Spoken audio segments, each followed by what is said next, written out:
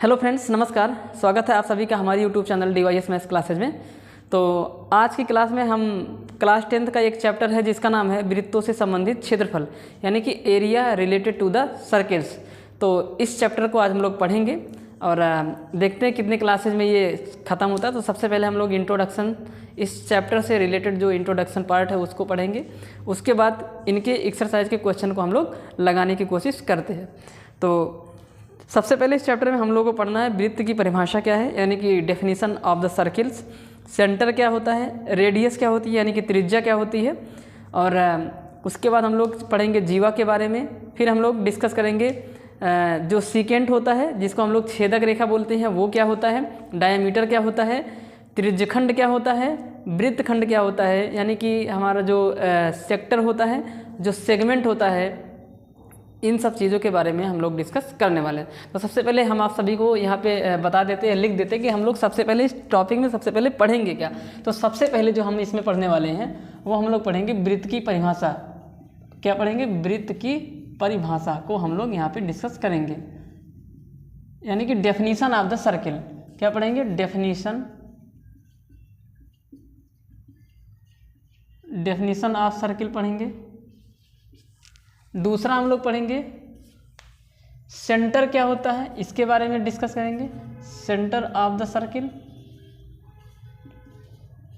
यानी कि वृत्त का केंद्र। इसको क्या बोलेंगे? वृत्त का केंद्र। खैर ये सब आप सभी को पता होगा, लेकिन चित्र में आप सभी इसको बहुत अच्छे से बता पाते हैं। लेकिन आपसे जब वैसे पूछा जाता है कि वृत्त का केंद्र क्या है, उसको थोड़ा शब्दों में डिफाइन करिए, तो शायद बहुत अच्छे तरीके से आप लोग नहीं बता पाते हैं। चित्र में आप बता देंगे कि एक सर्किल है, इसका सेंटर है, वो अलग बात है, लेकिन वर्ड में डिफाइन करना वो अलग बात है। तो वृत्त का केंद्र क्या होता है इसके बारे में पढ़ेंगे। तीसरा हम लोग पढ़ने वाले हैं radius of the circle. Radius of circle के बारे में डिस्कस करेंगे, यानी कि वृत्त की त्रिज्या। वृत्त की त्रिज्या, इसका मतलब ये हुआ कि सबसे पहले हम लोग मोटे मोटे तौर पे जो वृत्त से रिलेटेड टर्मिनोलॉजी है, यानी कि जो वृत्तों से संबंधित जो हमारे कुछ वर्ड बार बार यूज़ किए जाएंगे, उनको सबसे पहले हम लोग अच्छी तरीके से समझने की कोशिश करते हैं। तो उसके बाद हम लोग पढ़ेंगे डायमीटर ऑफ द सर्किल। चौथा आएगा डायमीटर, डायमीटर ऑफ सर्किल, यानी कि वृत्त का व्यास। क्या पढ़ेंगे? वृत्त का व्यास। इस टॉपिक को पढ़ेंगे। पांचवा हमारा होता है कार्ड, जिसको हम लोग बोलते हैं जीवा। छठवें पे आएगा हमारा जीवा हो गया। तो हो सकता है कि हम लोग कार्ड को पहले पढ़ें और डायमीटर को बाद में पढ़ेंगे। तो डायमीटर बाद में पढ़ेंगे, कार्ड को पहले। इसको हम लोग पहले पढ़ेंगे, इसको बाद में पढ़ेंगे, ठीक है, कोई बात नहीं। उसके बाद एक होता है सीकेंट।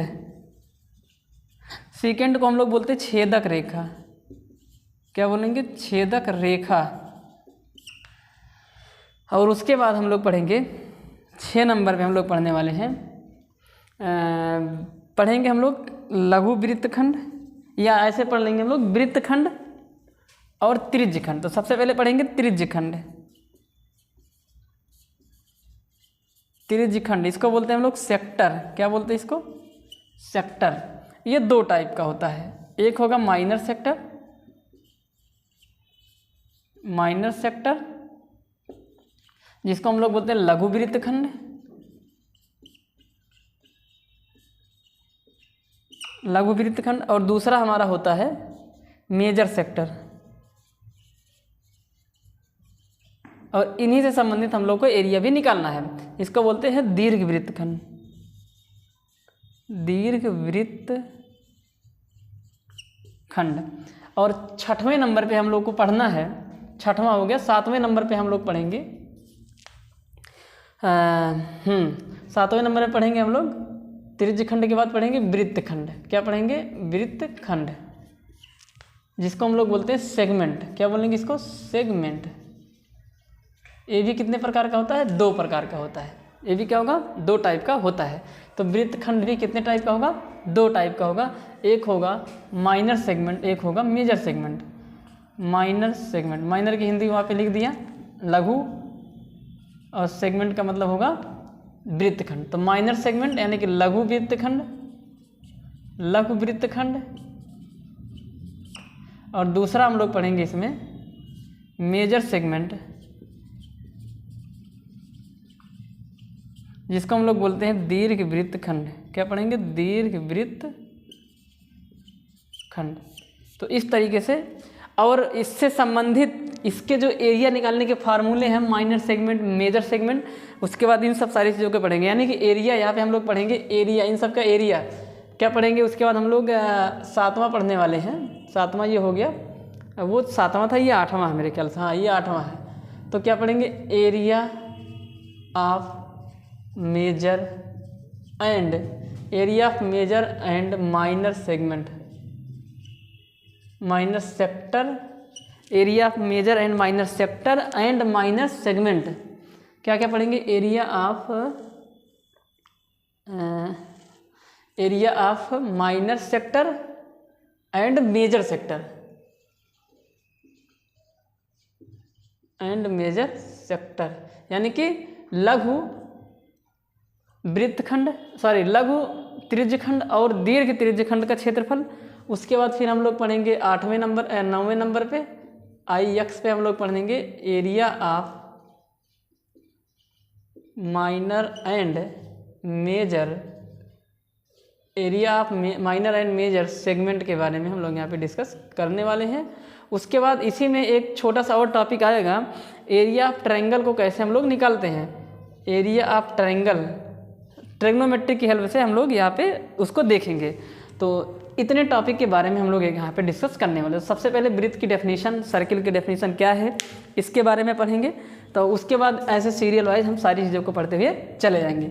यहाँ पे थोड़ा सा वीडियो कटा हुआ है, तो आप लोग को बता दे रहे हैं, पढ़ के सुना दे रहे हैं कि जो वृत्तखंड होता है, जिस प्रकार से हमारा ये जो त्रिज्यखंड होता है, सेक्टर होता है, ये 2 टाइप का होता है, एक माइनर दूसरा मेजर। उसी टाइप से जो हमारा सेगमेंट होता है वो भी कितने टाइप का होगा? 2 टाइप का होगा। एक होगा माइनर सेगमेंट, जिसको हिंदी में बोलेंगे लघु वृत्तखंड, और दूसरा होगा मेजर सेगमेंट, जिसको हिंदी में बोलते हैं दीर्घ वृत्तखंड। तो ये सारी चीज़ें आज की क्लास में हम लोग पढ़ने वाले हैं।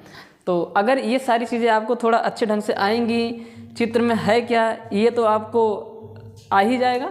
साथ ही साथ अगर इसको शब्दों के माध्यम से भी अगर आप लोग थोड़ा अच्छे से मतलब पकड़ बनाए रखेंगे तो कहीं ना कहीं आपको क्वेश्चन लगाने में ये कहीं ना कहीं हेल्प देगा। तो चलिए एक एक करके जो है हम लोग डिस्कस करते हैं। तो सबसे पहले हम लोग पढ़ेंगे वृत्त की परिभाषा को, डेफिनेशन क्या होती है, सर्किल क्या होता है, ये सबसे पहले हम लोग डिस्कस करेंगे। ठीक,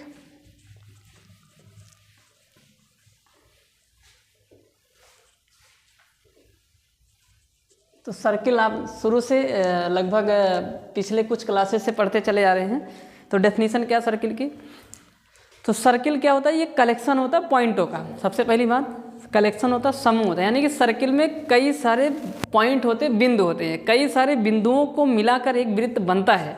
कई सारे बिंदु में कितने सारे बिंदु हैं? तो एक तरीके से हम कह सकते हैं कि इनफाइनाइट पॉइंटों का एक कलेक्शन होता है।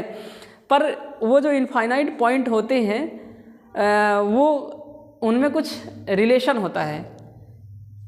क्या होता है सर्किल की डेफिनेशन? ध्यान से सुनिए आप लोग। तो कह सकते हैं कि circle is the collection of those points, और इसी वर्ड को ऐसे भी कहा जा सकता है, circle is the locus of those points. Locus का मतलब होता है पथ या रास्ता, या हिंदी में उसको बोलते हैं बिंदु पथ। तो जो भी आप वर्ड बोल पाएँ वो भी बोल सकते हैं। एक बार फिर से बताते हैं, सर्किल क्या है? Circle is the collection of those points which are equidistant from a fixed point। मतलब जैसे मान लीजिए हमारे पास एक पॉइंट है, हमारे पास एक पॉइंट है, ये फिक्स पॉइंट है, इसको हम लोग मूव नहीं करा सकते हैं, फिक्स पॉइंट है ये एक फिक्स पॉइंट है। अब एक दूसरा पॉइंट लेते हैं, मान लो ये पॉइंट O है और एक दूसरा पॉइंट P है। अब P पॉइंट, अब मान लेते हैं कि O से P की दूरी जो है वो R है। अब P पॉइंट को इस तरह से मूव कराइए कि जो डिस्टेंस R है, P पॉइंट कहीं पे भी जाए उसका डिस्टेंस हमेशा कितना रहे? R। यानी कि P को इस तरह से मूव कराइए इस O के चारों तरफ कि जो डिस्टेंस R है वो R ही रहे, ना तो R से ज़्यादा हो ना तो R से कम हो। तो P पॉइंट को जब कुछ इस तरह से मूव कराया जाएगा तो इस O पॉइंट से डिस्टेंस सदैव क्या रहेगी? R रहेगी। तो ये सारे जो पॉइंट हैं, यानी कि P पहले यहाँ था तो फिर P यहाँ चला गया, फिर P यहाँ जाएगा, फिर P यहाँ जाएगा, इसकी कहीं से भी डिस्टेंस निकालेंगे, अगर R आ जाएगा, उन सारे पॉइंट जो O से उस पॉइंट के बीच की दूरी R रखते होंगे, उन सारे पॉइंटों का जो कलेक्शन होगा वही सर्किल में आता है। यानी कि P को इस तरह से मूव कराइए कि P से O के बीच की दूरी सदैव R ही बनी रहे, R से ना तो ज़्यादा हो ना तो कम हो। तो इसी चीज़ को यहाँ पे मतलब इस तरह से मूव कराने पर जो एक रास्ता बनकर तैयार होता है, जो एक लोकस बनकर तैयार होता है, उसी को हम लोग सर्किल कहते हैं। तो सर्किल की डेफिनेशन क्या कह सकते हैं कि circle is the collection of, यहाँ पे लिख देंगे सर्किल की डेफिनेशन को लिखते हैं, क्या लिखेंगे, सर्किल इज द, तो इसको मिटा देते हैं। आप लोगों को समझ में आ गया होगा कि P को इस तरह से मूव कराना है कि जो फिक्स पॉइंट से डिस्टेंस R है उस पॉइंट P की वो सदैव R ही रहे, ऐसे मूव कराना है। ऐसा ना हो कि ये फिक्स पॉइंट, मान लीजिए ये फिक्स पॉइंट है हमारा O और ये पॉइंट P है, ये डिस्टेंस R है, अब ये डिस्टेंस R हमने माना है, अब P पॉइंट अगर यहाँ चला जाएगा तो ये डिस्टेंस अगर R से ज़्यादा या कम हुआ तो ये जो पॉइंट है वो सर्किल के उन सारे कलेक्शन वाले, यानी कि सर्किल जिन सभी पॉइंटों का कलेक्शन है उनमें ये पॉइंट फिर शामिल नहीं किया जाएगा अगर डिस्टेंस R से ज़्यादा या R से क्या हुई, कम हुई। तो सर्किल के कलेक्शन में जो सर्किल के कलेक्शन में जो सारे पॉइंट आते हैं वो वही पॉइंट लिए जाते हैं जिनकी डिस्टेंस P से उस फिक्स पॉइंट की R ही रहती है, अदरवाइज वो कलेक्शन से क्या हो जाएंगे, बाहर हो जाएंगे। तो चलिए सर्किल की डेफिनेशन को हम लोग यहाँ पे लिखते हैं। तो क्या था, circle is the collection of, circle is the collection of those points, circle is the collection of those points which are या whose are, चलो which या whose are लिख देते हैं यहाँ पे, whose are, या ऐसे लिख दीजिए which is equidistance, which is equidistance,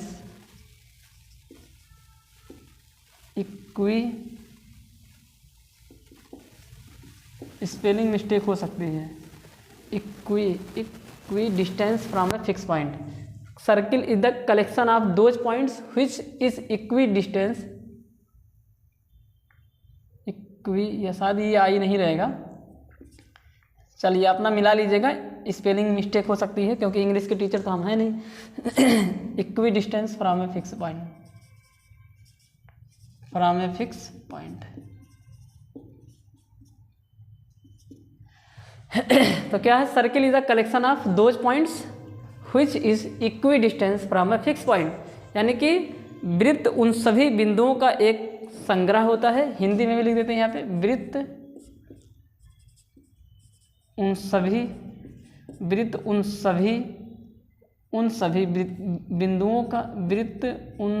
बिंदुओं का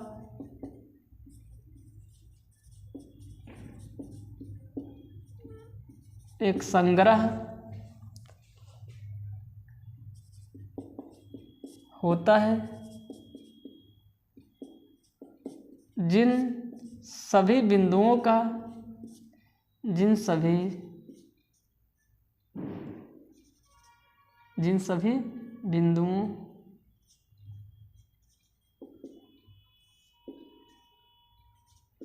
के एक निश्चित बिंदुओं के एक निश्चित बिंदु से, जिन सभी बिंदुओं के एक निश्चित बिंदु से दूरी सदैव बराबर होता है, उन सारे बिंदुओं के समूह क्या बनाएंगे, एक वृत्त बनाएंगे, जिनकी एक फिक्स बिंदु से दूरी सदैव क्या होती है, बराबर होती है। उस फिक्स बिंदु को, वो जो फिक्स पॉइंट है जिस जहाँ से डिस्टेंस को मेज़र किया गया है, यानी कि वो जो ओ फिक्स पॉइंट था और जो पी, उनके बीच की जो डिस्टेंस है, और उस फिक्स पॉइंट को हम लोग बोलते हैं सेंटर ऑफ द सर्किल। तो यहाँ पे लिख देंगे fix point is the centre, fix point is the centre of the circle, यानी कि जो निश्चित बिंदु है वो वृत्त की क्या होती है, वृत्त का केंद्र होता है। यानी कि निश्चित बिंदु को यहाँ पे लिखा ना fix point, from a fix point, ये इसी को हम लोग बोलते हैं सेंटर। तो निश्चित बिंदु को वृत्त का केंद्र कहते हैं। निश्चित बिंदु को वृत्त का क्या कहा जाएगा, वृत्त का केंद्र कहते हैं।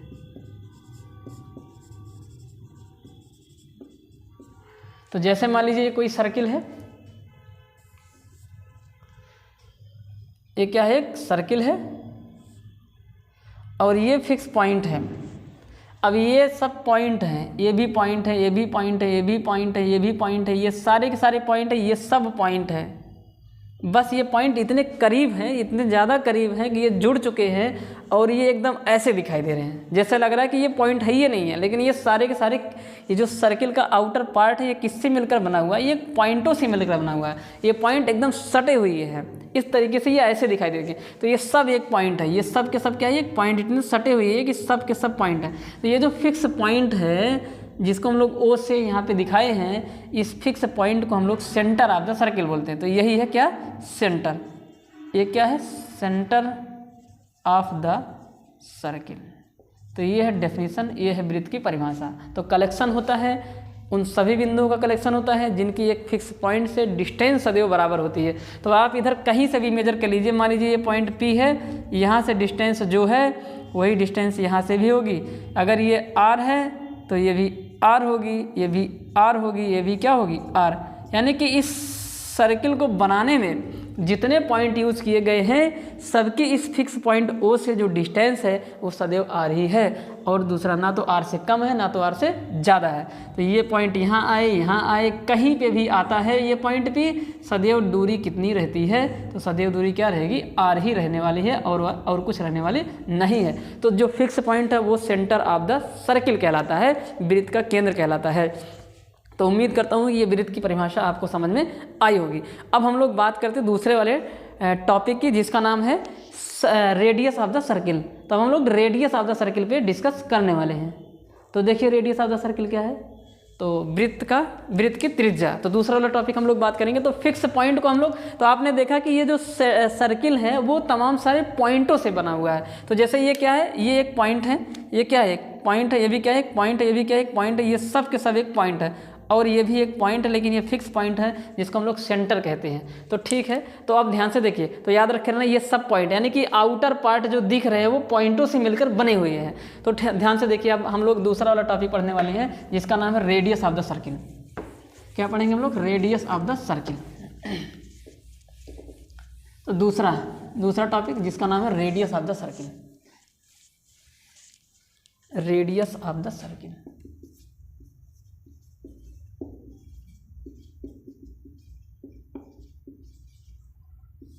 रेडियस क्या होती है, यानी कि वृत्त की त्रिज्या।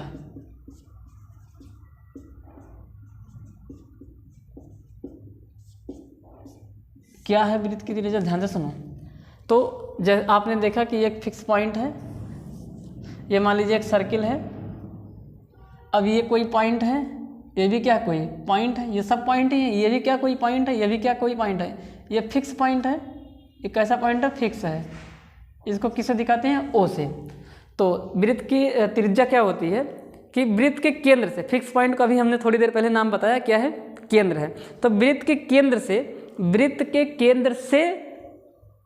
पर स्थित जो बिंदु है, वृत्त के केंद्र से वृत्त पर स्थित बिंदु को मिलाने वाली जो रेखा है, उसकी जो दूरी है वो कहलाती है रेडियस ऑफ द सर्किल। यानी कि distance between centre and point on the circle is known as the radius of the circle. यानी कि वृत्त के किसी बिंदु पर, वृत्त पर स्थित किसी बिंदु से, यहाँ पे लिख देंगे क्या है परिभाषा की, वृत्त पर स्थित किसी बिंदु से, वृत्त पर स्थित किसी बिंदु से, बिंदु को क्या बोलते हैं हम लोग, पॉइंट। तो यानी कि वो पॉइंट कहाँ पे स्थित होना चाहिए, वृत्त पर स्थित होना चाहिए। एक बात और सिखा देता हूँ कि 3 पॉइंट होते हैं। एक पॉइंट ऐसा होगा जो वृत्त के अंदर है, एक पॉइंट वृत्त के बाहर है, एक पॉइंट वृत्त पर ही है। तो जो पॉइंट वृत्त के बाहर होता है उसको हम लोग एक्सटर्नल पॉइंट बोलते हैं। क्या बोलेंगे? एक्सटर्नल पॉइंट, बाह्य बिंदु। हिंदी में क्या बोलेंगे इसको? बाह्य। ये है बाह्य बिंदु जो वृत्त पर स्थित होगा, ऑन द सर्किल बोलेंगे इसको, वृत्त पर स्थित।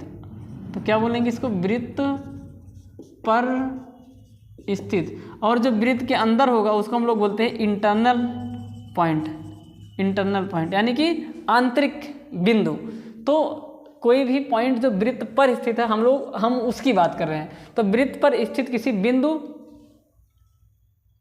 व केंद्र के बीच की जो दूरी है, केंद्र के बीच की दूरी क्या है? वृत्त पर स्थित किसी बिंदु व केंद्र के बीच की दूरी जो होगी वो रेडियस कहलाती है। दूरी वृत्त की त्रिज्या कहलाती है। वृत्त की त्रिज्या कहलाती है। त्रिज्या कहलाती है।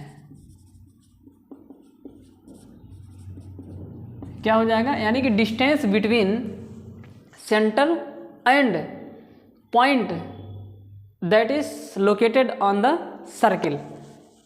इसको ऐसा भी कह सकते हो। क्या है? डिस्टेंस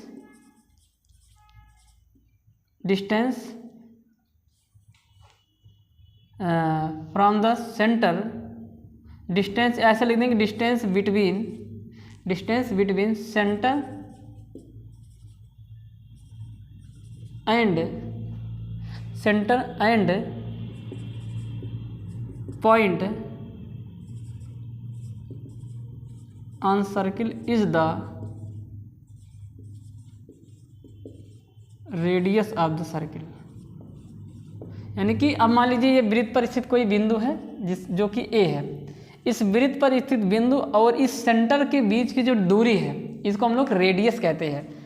तो देखिए ये वाला जो पॉइंट ए है वो वृत्त पर स्थित है और ये सेंटर है। इसकी जो बीच की दूरी होगी यही क्या होती है? रेडियस। तो इस डिस्टेंस को हम लोग आर से दिखाते हैं। तो त्रिज्या को किससे दिखाया जाता है? त्रिज्या यानी कि रेडियस को हम लोग दिखाते हैं किससे? रेडियस को स्मॉल आर से यहाँ पे निरूपित करते हैं, निरूपित करते हैं। तो ये रेडियस है। तो यहाँ पे मान लीजिए कोई पॉइंट है, उसकी यहाँ से जो डिस्टेंस है वो रेडियस होगी। यानी कि वृत्त पर स्थित किसी बिंदु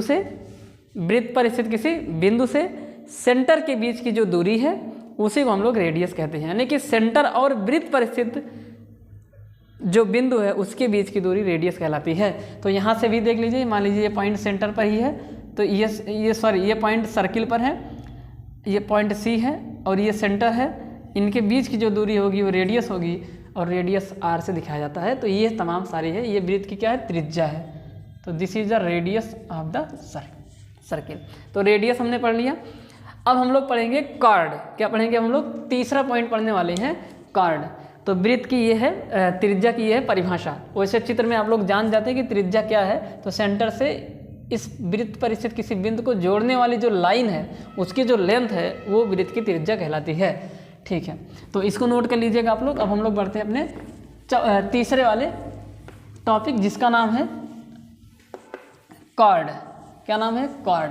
तो कॉर्ड मतलब होती है जीवा। तो वृत्त की जीवा क्या होती है? Chord of the circle. तो तीसरा टॉपिक कॉर्ड ऑफ सर्किल यानी कि वृत्त की जीवा।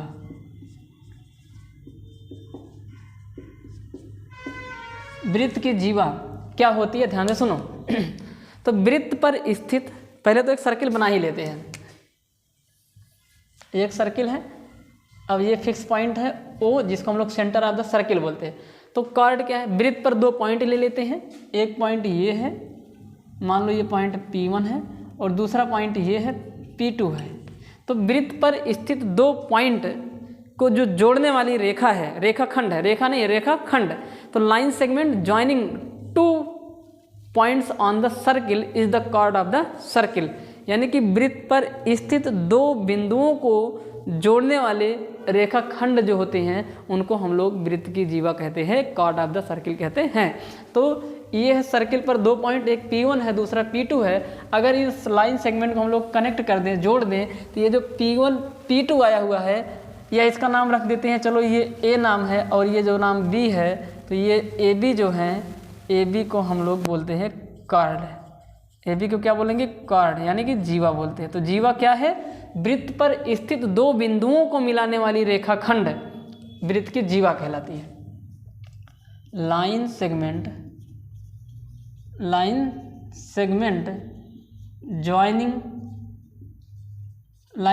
ज्वाइनिंग टू पॉइंट्स,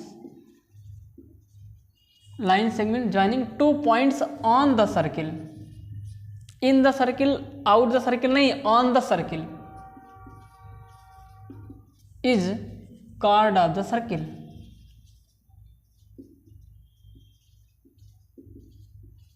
हिंदी में बोल दे रहे हैं, लिखेंगे नहीं, क्या है? वृत्त पर स्थित 2 बिंदुओं को जोड़ने वाली जो रेखाखंड है वही होती है हमारी जीवा। क्या होती है? जीवा। अच्छा, लिख ही देते हैं यार, क्या है? वृत्त पर स्थित 2 बिंदुओं को, वृत्त पर स्थित 2 बिंदुओं को जोड़ने वाला रेखाखंड वृत्त का जीवा कहलाता है। वृत्त की जीवा कहलाता है। तो चित्र में AB वृत्त की क्या है? जीवा है। AB वृत्त की क्या है? जीवा है, जिसको हम इंग्लिश में कॉर्ड बोलते हैं। तो AB is the chord of the circle. यहाँ पे कहीं पे भी 2 पॉइंट को जोड़ लीजिए। चलिए, एक पॉइंट A, इनको जोड़ लेंगे तो ये कॉर्ड हो जाएगी। तो ये C, ये D है, इनको जोड़ लीजिए तो ये कॉर्ड हो जाएगी। ये E है और ये F है। तो तमाम सारे कॉर्ड यहाँ पे पॉसिबल हो सकते हैं। तो एक वृत्त की बहुत सारी जीवाएँ हो सकती हैं। तो कॉर्ड हमने पढ़ लिया। एक बात और आप लोग सीख लीजिए, वृत्त की जो जीवा होती है वो वृत्त को 2 हिस्सों में डिवाइड कर देती है। अब वो दोनों हिस्से बराबर भी हो सकते हैं और अलग अलग भी हो सकते हैं। एक हिस्सा छोटा हो सकता है, दूसरा हिस्सा क्या हो सकता है? बड़ा हो सकता है। यानी कि वृत्त को 2 हिस्सों में डिवाइड करने का काम कौन करता है? तो आपका जवाब होगा, वो होगा कॉर्ड जीवा होती है। यहाँ पे लिख देंगे जीवा वृत्त को 2 भागों में विभाजित करता है।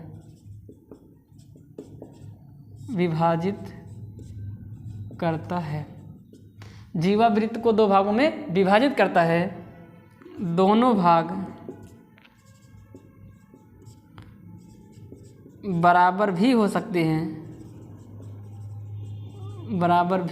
हैं तथा एक भाग ज़्यादा व दूसरा कम भी हो सकता है।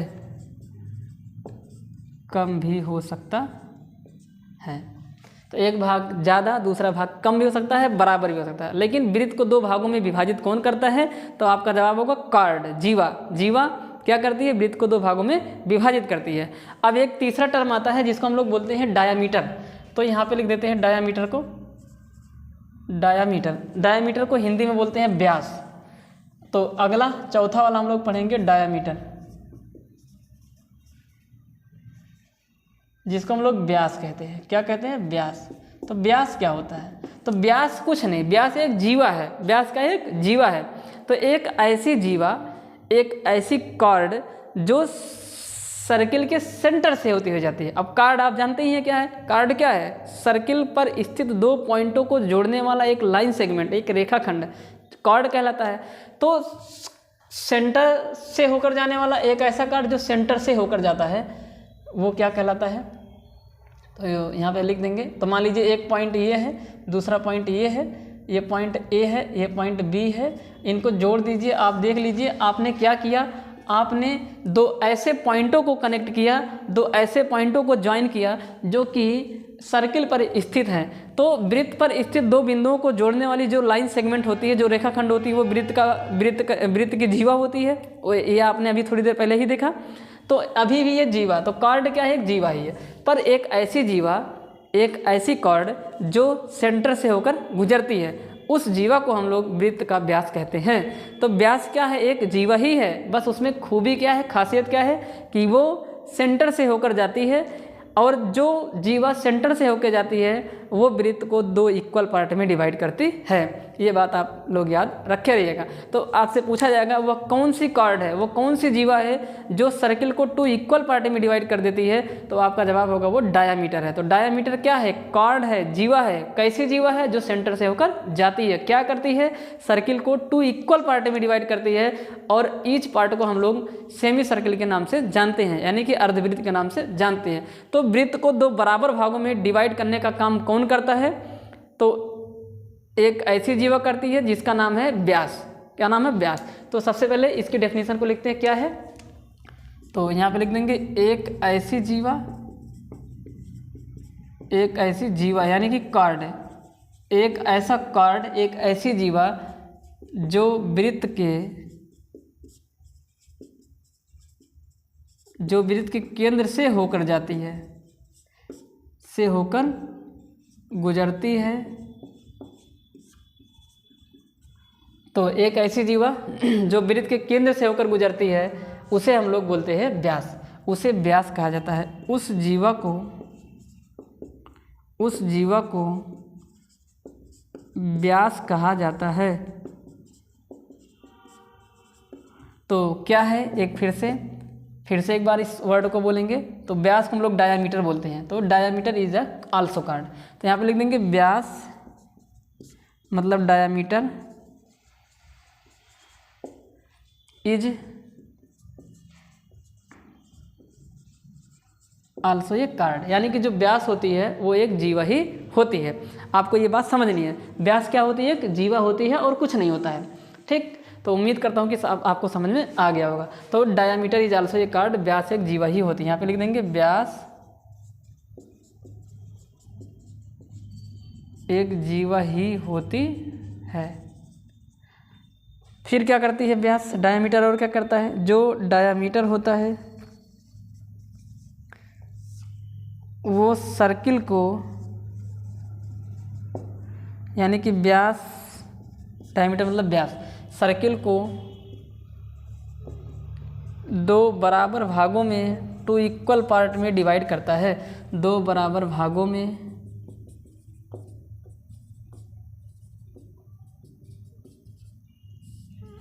विभाजित करता है। और प्रत्येक भाग को हम लोग, यानी कि ईच पार्ट को सेमी सर्किल कहते हैं। क्या कहेंगे, सेमी सर्किल, यानी कि अर्धवृत्त कहा जाता है।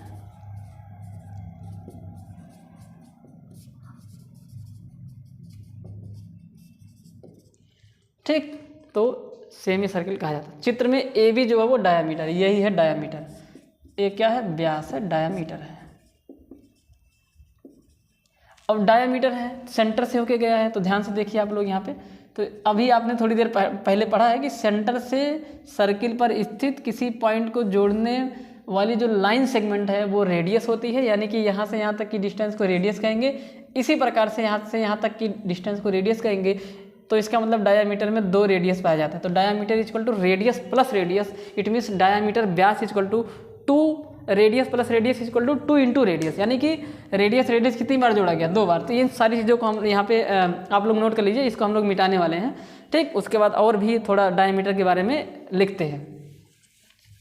तो आपने क्या देखा कि जो डायामीटर है वो क्या करता है, 2 रेडियस से मिलकर बना है। चित्र में ध्यान से देखिए आप लोग, यहाँ से यहाँ तक रेडियस है, ये क्या है, रेडियस, यानी कि ये आर है, यहाँ से लेके यहाँ तक आर है, तो ये आर, ये आर, पूरी line A B equal to R plus R, A B diameter, यानी कि diameter is equal to radius plus में क्या, रेडियस, यानी कि व्यास बराबर त्रिज्या प्लस त्रिज्या। तो ये त्रिज्या r है, प्लस में r है, और डायमीटर को d से दिखा देंगे। तो d equal to 2 into R, 2 into कितना r। तो हम लोग पढ़ते भी हैं कि जो व्यास होता है वो 2 गुणे त्रिज्या होता है,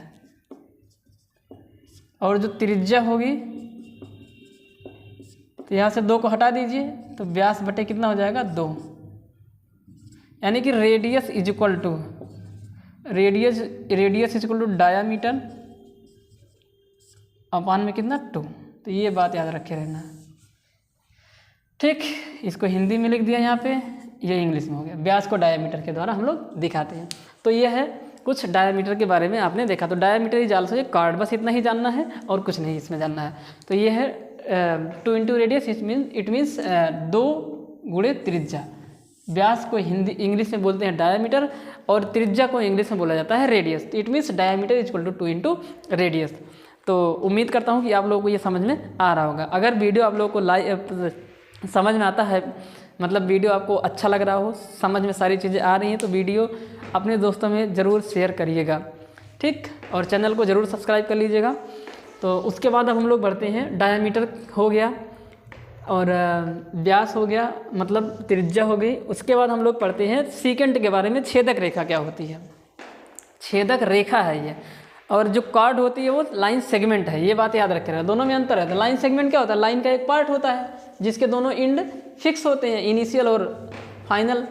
अब हम लोग पढ़ते हैं सीकेंट के बारे में। क्या पढ़ेंगे? सीकेंट क्या होता है। तो चित्र में यहाँ पे जो था अभी बनाया था, ए बी डायमीटर था, याद रख लेना। ठीक, अब हम लोग पढ़ते हैं सीकेंट के बारे में। सीकेंट यानी कि छेदक रेखा क्या होती है।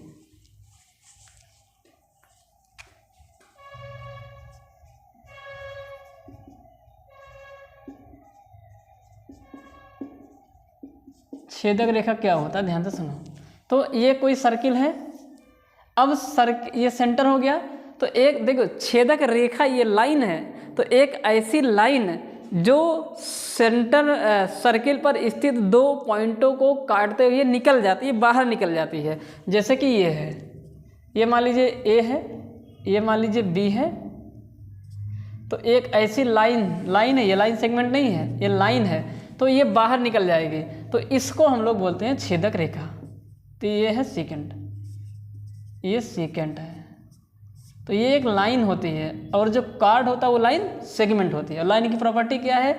वो उसको घटा और बढ़ा सकते हैं। तो ये छेदक रेखा क्या है? एक लाइन है, और इसका एक जो निश्चित पार्ट होता है, इतना पार्ट, ये होता है कार्ड। इसको हम लोग जीवा बोलते हैं। तो जीवा यहाँ से लेके यहाँ तक है, और पूरी जो लाइन है वो है सेकेंड, उसको हम लोग छेदक रेखा कहते हैं। तो उम्मीद करता हूँ कि ये चीज़ आपको समझ में आई होगी। तो हमने क्या क्या पढ़ लिया? सर्किल की डेफिनेशन पढ़ी, रेडियस पढ़ा, सेंटर पढ़ा, डायामीटर पढ़ा, कार्ड पढ़ा। अब हम लोग बात करते हैं त्रिज्यखंड की, और हम लोग बात करते हैं वृत्तखंड की। तो सबसे पहले सेगमेंट। अच्छा, एक बात और, अभी आपने क्या देखा? अभी आपने देखा कि जो कार्ड होती है वो सर्किल को 2 पार्ट में डिवाइड करती है। कार्ड क्या करती है? सर्किल को 2 पार्ट में डिवाइड करती है ना। अभी आपने देखा यहाँ पे, तो यहाँ पे बना देता हूँ एक बार फिर से। ये कोई सर्किल है, ये सेंटर O है, ये मान लीजिए कोई कार्ड है जो कि A और B, इस मतलब 2 पॉइंट को टच कर रही है, एक A दूसरा B है। अब ये कार्ड सर्किल को 2 इक्वल पार्ट में अगर डिवाइड करती है तो वो डायमीटर करती है। सर्किल को 2 इक्वल पार्ट में कौन डिवाइड करता है? डायमीटर। ईच पार्ट को क्या नाम दे दिया गया है?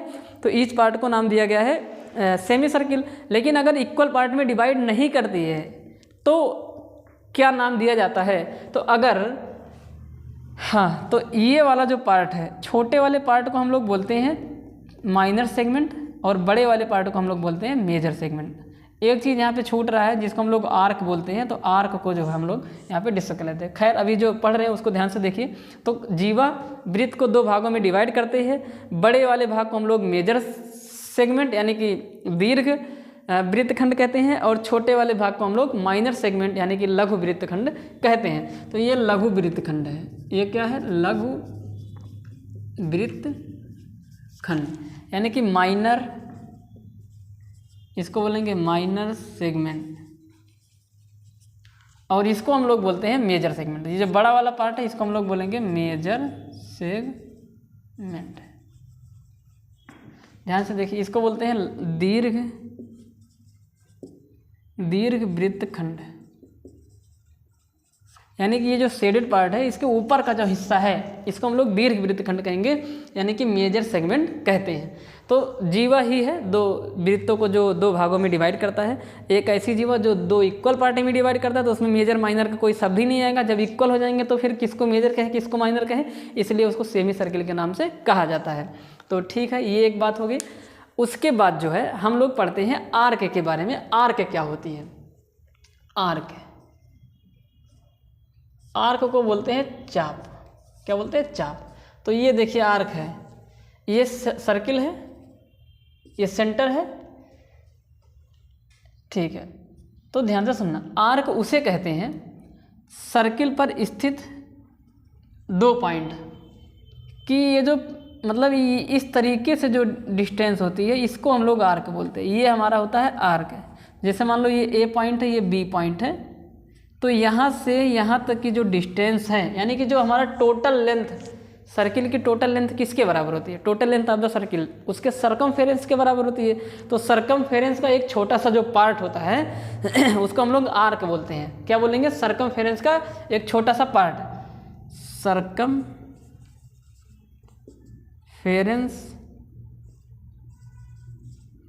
Of circle,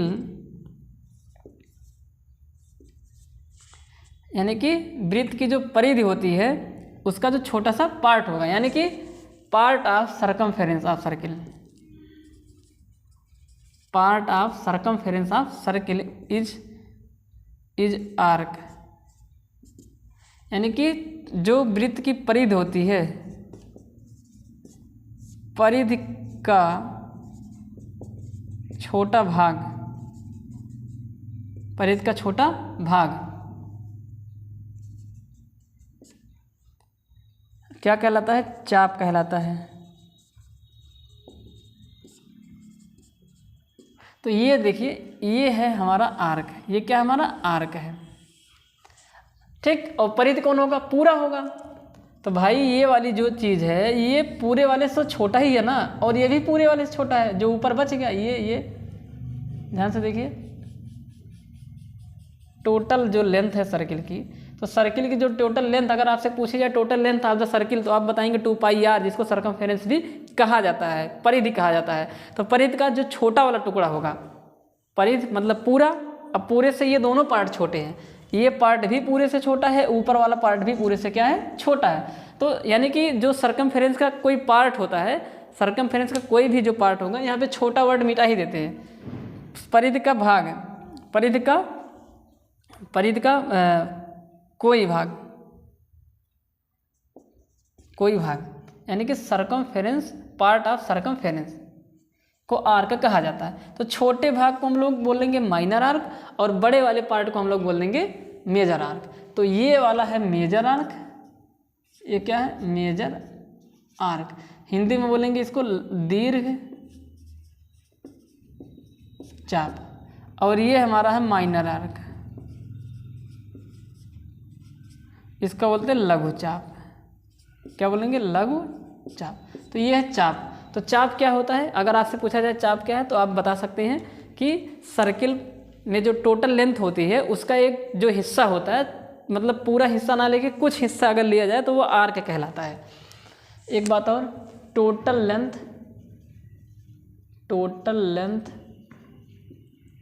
of the circle, यानी कि वृत्त की लंबाई, वृत्त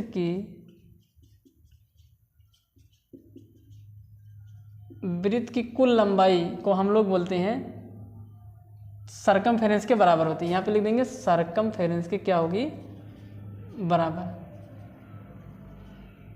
यानी कि परिधि के बराबर होती है। किसके बराबर होगी? परिधि के बराबर होती है। परिधि के क्या होगी? बराबर, यानी कि 2πr के बराबर होता है, यल।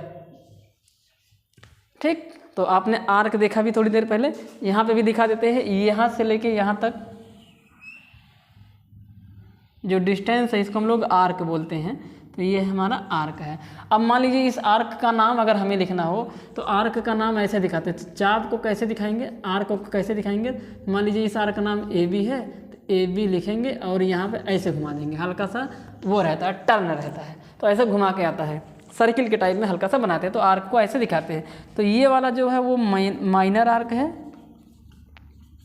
और इसको हम लोग बोलेंगे मेजर आर्क। ये यहाँ से लेके यहाँ तक का जो पार्ट है इसको हम लोग बोलेंगे मेजर आर्क। अच्छा, इसको एक साफ सुथरे फिगर के माध्यम से दिखा देते हैं। तो ये सब सारी चीज़ें आप लोग एक बार नोट कर दीजिए, जल्दी से आर्क को एक बार फिर से दिखाते हैं। एक सर्किल बना देते हैं फिर से। ये सारी चीज़ें आपको जितना अच्छे समझ में आएगा उतने अच्छे से आपको सर्किल आपको आसान लगने लगेगा। तो जैसे ये सर्किल बनाया, एक ये सेंटर हो गया, ये मान लीजिए पॉइंट ए है सर्किल पर ही, ये पॉइंट बी है सर्किल पर ही। अब ये वाला जो लेंथ है, क्या ये टोटल लेंथ 2 पाई आर के बराबर है? तो आपका जवाब होगा नहीं, उसका एक टुकड़ा है, तो 2 पाई आर से तो ये छोटा ही होगा। तो ये वाला जो टुकड़ा है ये होता है माइनर आर्क। ये क्या है? माइनर आर्क, जिसको हम लोग बोलते हैं क्या? लघु चाप। और ये जो हिस्सा है, ये जो ऊपर का हिस्सा है, ये वाला हिस्सा, ये वाला हिस्सा, चलिए यहाँ पे बीच में एक और पॉइंट लेते हैं सी, और ये पॉइंट है बी। तो ये जो ए बी सी है और ऐसे घुमा दीजिए, और यहाँ पे एक पॉइंट लेते हैं डी। तो ये आपका है लघु चाप, माइनर आर्क, और ये जो ए, ये मेजर आर्क है, मेजर आर्क, दीर्घ चाप है। क्या ये? दीर्घ चाप। तो कौन सा है? ए डी बी, और ऐसे बना देंगे तो ये आपका लघु चाप, दीर्घ चाप हो जाएगा। तो ये है लेंथ ऑफ आर्क। तो आर्क ये चीज़ होती है, तो 2 पाई आर से छोटा ही होता है आर्क, उसका एक टुकड़ा होता है आर्क। ठीक, तो आपको ये सारी चीज़ें उम्मीद करता हूँ कि समझ में आया होगा। अब एक दो और छोटे छोटे टॉपिक है जिसमें हम लोग एक पढ़ेंगे त्रिज्य खंड के बारे में। सेगमेंट को हमने देख ही लिया, सेगमेंट कैसे बनता है आपने देखा। सेगमेंट जब एक सर्किल पर एक कार्ड को ड्रा कर देते हैं तो सेगमेंट बन जाता है। तो एक और टॉपिक जिसका नाम है सेक्टर, तो सेक्टर को हम लोग यहाँ पे डिस्कस करते हैं। तो सेक्टर क्या होता है उसको देखिए।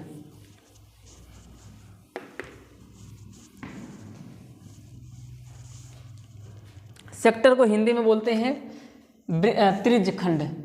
तो हम लोग पढ़ेंगे सेक्टर, या इसे को बोला जाएगा त्रिज्य खंड। सेक्टर कहते हैं इसको, क्या कहेंगे? सेक्टर। 2 टाइप का होगा ये। कितने टाइप का होगा? 2 टाइप का। एक होगा माइनर सेक्टर और दूसरा होगा मेजर सेक्टर।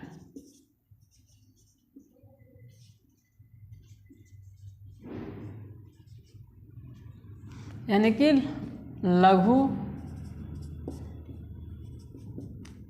लघु त्रिज्य खंड, दूसरा होगा दीर्घ त्रिज्य खंड। दीर्घ त्रिज्य खंड, वृत्त खंड मत बोल दीजिएगा, त्रिज्य खंड ये है। ठीक, तो क्या है ये, ध्यान से सुनिए। तो बना दिया सर्किल, ये सर्किल का क्या हो गया? सेंटर हो गया। तो सर्किल का सेंटर ये हो गया।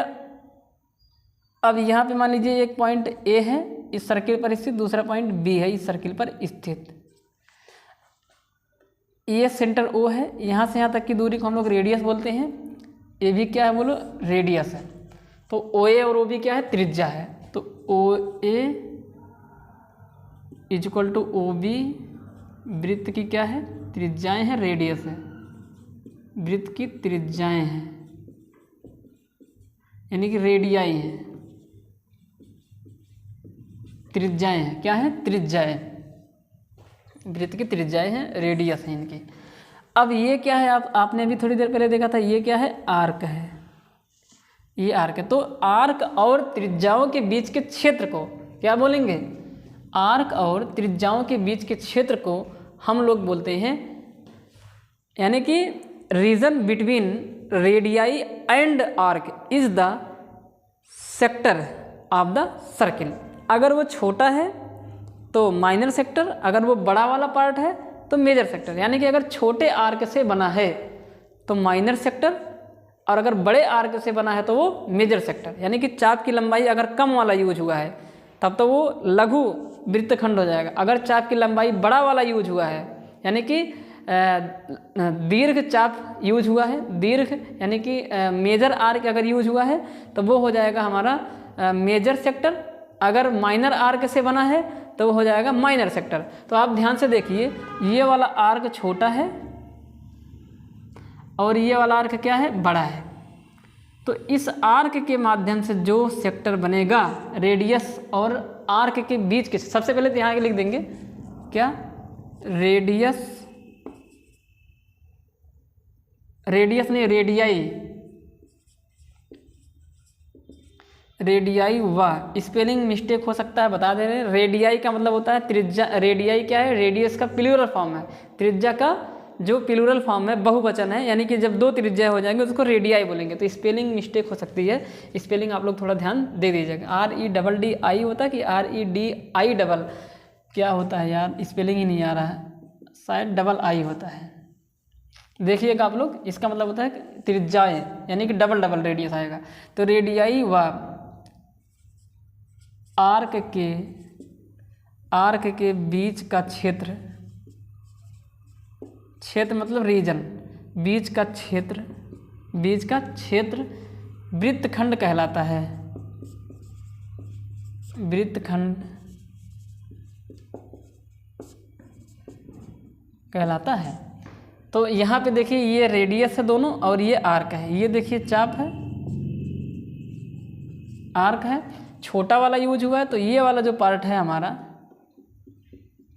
इसको हम लोग बोलेंगे, इस पार्ट को हमने क्या नाम दिया है, इस पार्ट को हम लोग नाम देंगे कौन सा आर्क, तो ये हमारा है माइनर आर्क, माइनर सेक्टर, क्या बोलेंगे इसको, माइनर सेक्टर। तो ये हमारा है माइनर सेक्टर। क्यों माइनर सेक्टर है, क्योंकि इसमें माइनर आर्क से बना है। तो यहाँ पे लिख भी देते हैं, माइनर आर्क से बनने वाला सेक्टर माइनर सेक्टर होगा। माइनर आर्क से बनने वाला सेक्टर माइनर सेक्टर होगा। और मेजर यानी कि हिंदी में बोलेंगे, हिंदी में क्या बोलते हैं माइनर सेक्टर को, लघु वृत्त खंड। यानी कि अगर वो लघु चाप से बना है तो लघु वृत्त खंड होगा, दीर्घ चाप से बना है तो दीर्घ वृत्त खंड होगा।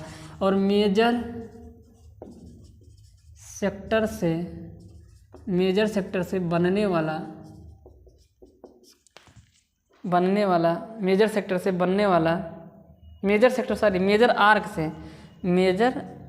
आर्क से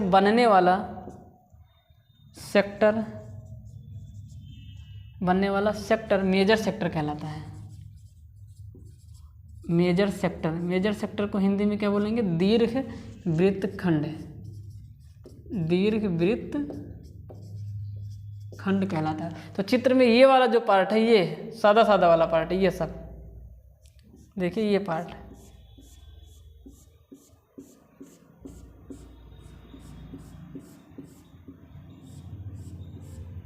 ये वाला जो पार्ट आपके चित्र में दिखाई दे रहा है, ये आपका मेजर सेक्टर है, यानी कि दीर्घ वृत्त खंड है। तो आपको क्या करना है, अगर छोटे चाप से बना है, लघु चाप से बना है तो माइनर सेक्टर। अगर वो बड़े चाप से बना है, यानी कि दीर्घ चाप से बना है, मेजर आर्क से बना है, तो वो मेजर सेक्टर कहलाता है। तो इस तरीके से हमने सर्किल के बारे में सब कुछ डिस्कस किया। अब अगली क्लास होगी जिसमें हम लोग इस सेक्टर के एरिया को फाइंड आउट कैसे करते हैं इनके बारे में डिस्कस करेंगे। सेगमेंट के एरिया को कैसे निकाल देंगे, सर्किल के एरिया का फार्मूला कैसे आया इसको पढ़ेंगे, सर्कमफेरेंस का फार्मूला कैसे आया, इन सारी चीज़ों के बारे में हम लोग अगली क्लास में डिस्कस करने वाले हैं। तो उम्मीद करता हूँ कि आज की क्लास आपको समझ में आया होगा।